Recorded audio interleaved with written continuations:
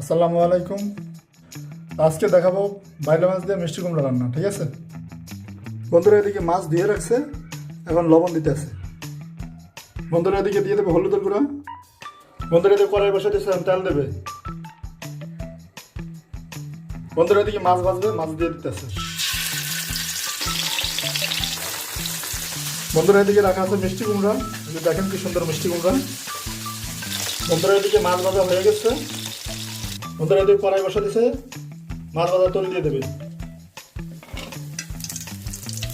বন্ধুরা এদিকে দিয়ে দেবে পেঁয়াজ কুচি। বন্ধুরা এদিকে পেঁয়াজ ভাজা হয়ে গেছে, পানি দেবে। আদা বাটা দিবে, লবণ, হলুদের গুঁড়া দেবে, মরিচের গুঁড়া দেবে।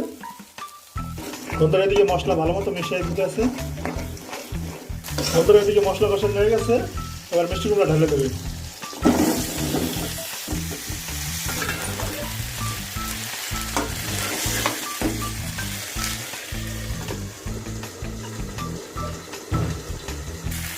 বন্ধুরা এদিকে কুমড়া কষানো হয়ে গেছে, এখন পানি দেবে।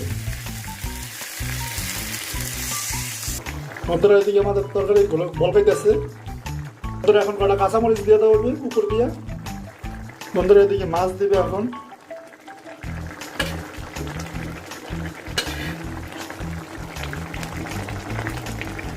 বন্ধুরা এদিকে দেবে জিরা গুঁড়া।